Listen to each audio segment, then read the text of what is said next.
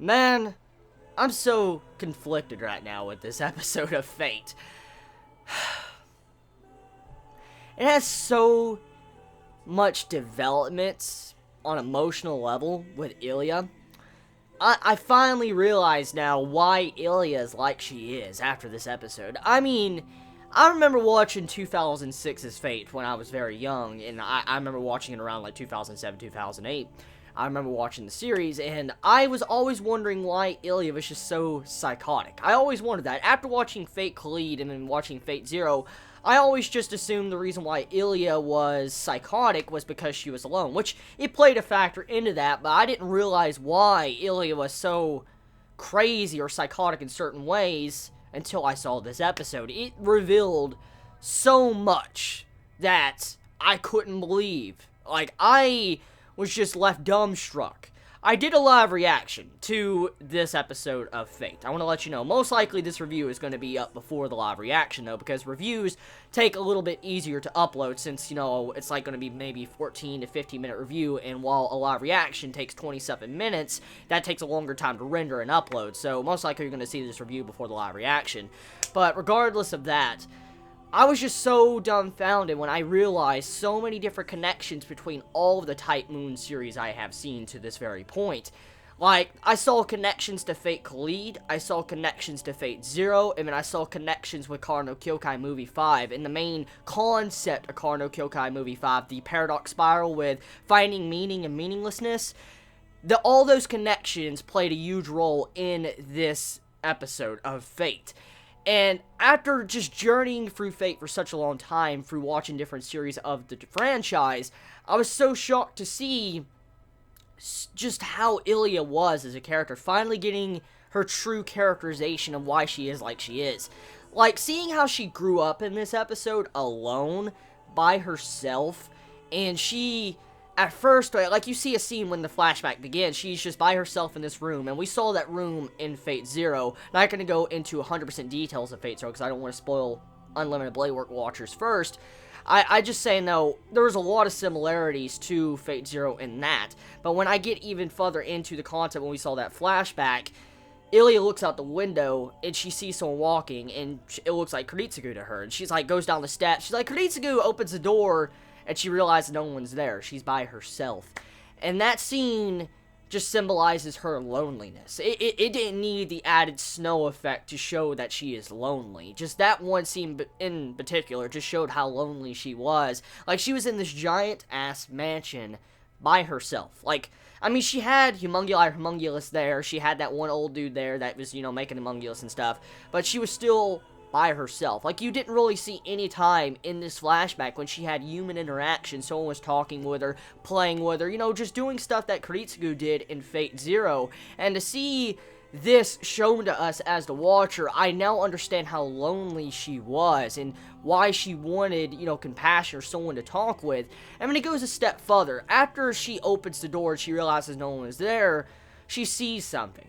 And that part with Ilia's mother appearing, or it's not really Ilia's mother, it was the Holy Grail coming through as a form of Ilia's mother, that scene in particular, I was creeped out, and then I realized, as soon as I saw that, the torment Ilia had to go through throughout her entire life when I saw that. Because it wasn't just the loneliness playing a factor on Ilia as a character with her being crazy.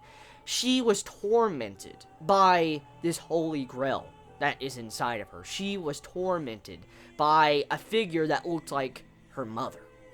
And to see that scene, when I saw multiple times when this Holy Grail appeared, and you just see this black malice slime just oozing everywhere, and you just see it talking to Ilia, that was just so many emotions in that scene. It reminded me so much of different things I've seen from Fate Khalid and then Fate Zero. And then seeing how eventually this Holy Grail was starting to talk to Ilia and say, like, Kuritsugu was weak, he was stupid, you know, he was just very selfish, he cared about himself, you know, just different things to try to manipulate Ilia. That right there, those scenes right there played a huge role in her character and why her personality was like it was. I think, in the Fate 2006 version, even though it's the Fate route. And then this route of how she acted. I mean, just getting to see how she was, it was shocking. But then it goes even a step further than that. And this plays a role with how it has a connection to Kano Kyokai along with Fate Khalid. The Fate Khalid symbols I saw in this, like, I saw Ilia have the marks all over her body. Like, she had these markings go all over her body, and I'm guessing that symbolized the magic circuits that was unlocking. The 70% of her body was magic circuits, and that's pretty crazy. All these magic circuits unlocking caused it to where Ilia was bleeding. She was bleeding from different locations on her body. And if you remember what the magic circuits are, remember you had it to where Emiya last season, he was having a necrosis. It was happening on his back, and Archer had to fix that. Well, that's kind of the similar thing that was happening to Ilia. And you see how all these magic circuits awakening were causing her to just bleed all over her body. And then when she was doing that same exact thing kind of in this episode, she was slightly bleeding too. So it just goes to show you how strong her magic was. And it goes further, like, it still goes further. Like, with these magic circuits and these symbols all over her body, it was oddly similar to Kuro Ilia in Fate Khalid Season 2. It was very, very similar to that.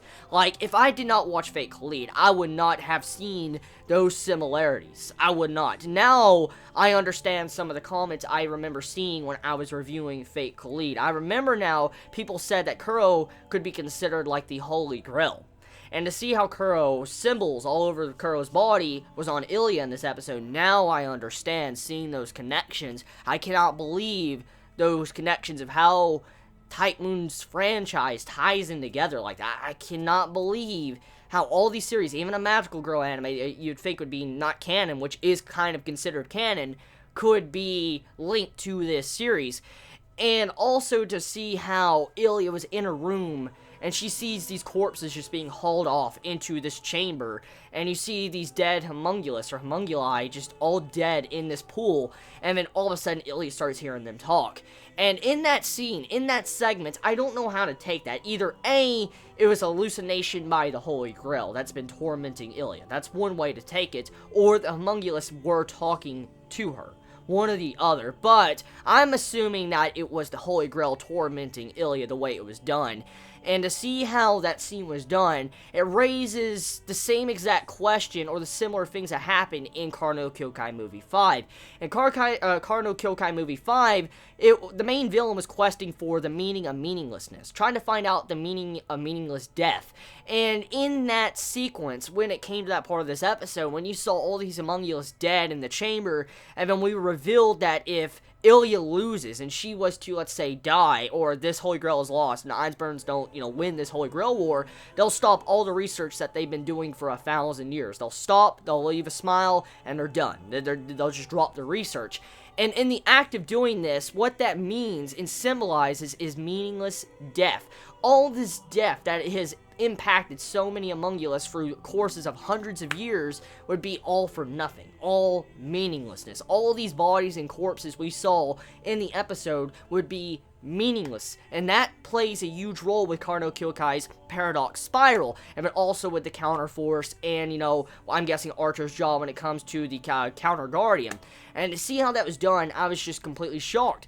And then other information that was added on top of that was to find out that the reason for the Holy Grail was kind of like, humanity's salvation. I never really realized that. Like, I didn't realize, kind of the Holy Grail was being used for humanity's salvation, or how the homunculus was talking about that until this episode. Like, it just dawned on me that humanity's salvation has a role to play when it comes to the counter force. And I'm like, holy shit, when I saw it in this episode.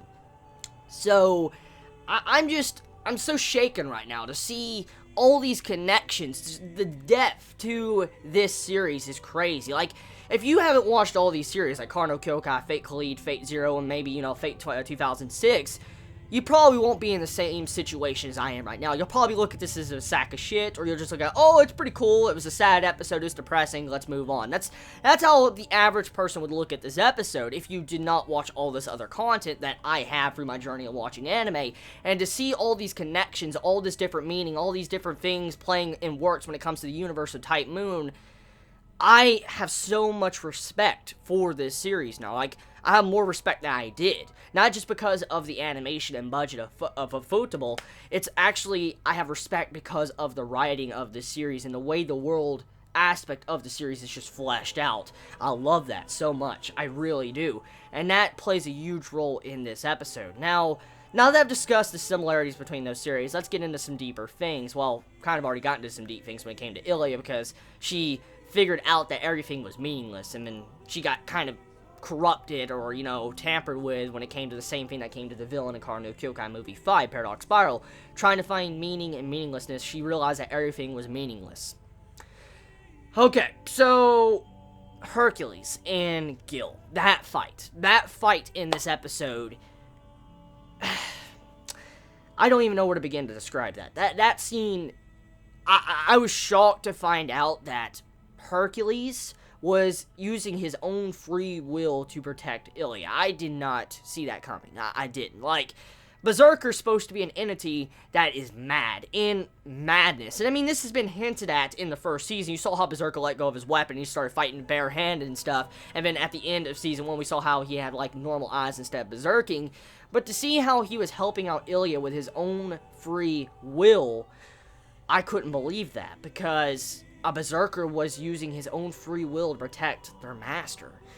And I was just so dumbstruck when I saw how he was protecting Ilia in this episode. Like, Ilia was getting shot by all sorts of things from Gil's, golden warp portals. And you saw how Berserker in the episode, his downfall was actually because he was protecting Ilia. If you look at the scene, if you look closely, you will see how Berserker, he jumps in front of blades to protect Ilia. Like, you see him jumping and protecting Ilia as he's hitting all the blades around Ilia. Like, every time a blade was coming after Ilia, you saw him hit it or take the hit directly, and he was trying to protect Ilia in this little degree. Like, he was making a barrier around Ilia.